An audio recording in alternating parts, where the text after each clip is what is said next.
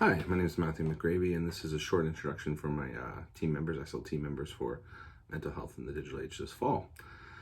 So I'll begin by I'll talk about four different profiles during the course of this short introduction. So first, let's begin with the professional profile.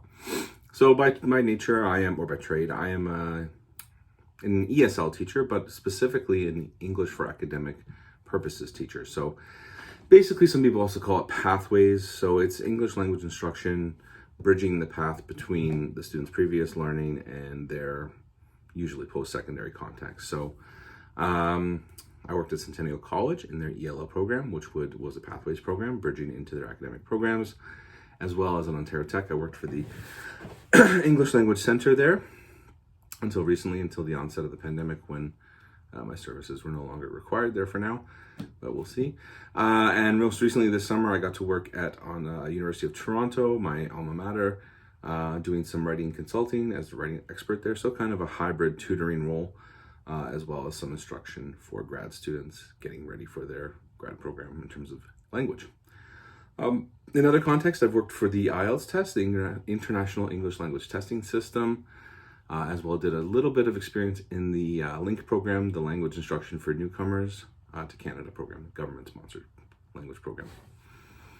So moving on to my research academic profile. So currently I occupy two research positions.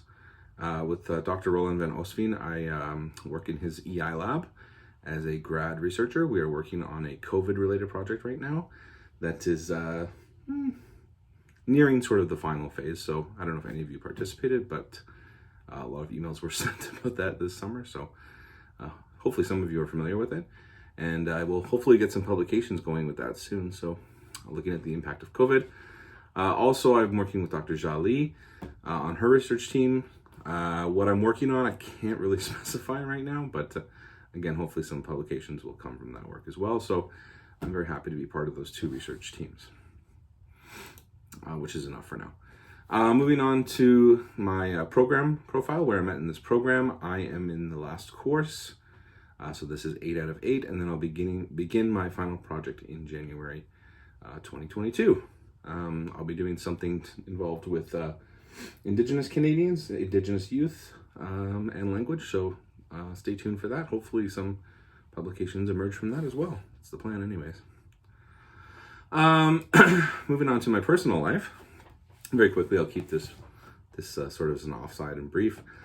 Musician, I like to play guitar. I've been playing guitar for over 20 years now, a little bit of piano. Different types of music is always a good way to relax after a long study session or a night with some statistics compiling. It's a great way to relax and with friends. I do like vintage computers, so I won't bore you with a lot of details with that, but I do like restoring and keeping the machines in working order, and I do have a few of those in my house. So those are two of my hobbies. Historian, amateur historian, although that was my education in undergraduate. Father of Owen, he is 2.5, and he's a full-time job by himself.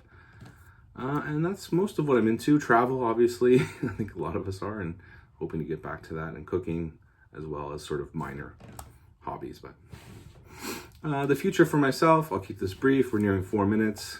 PhD, I think so. I hope so. So we'll see about that very soon. And hopefully get back to the EAP classroom, the language classroom, as soon as I can. Thank you very much.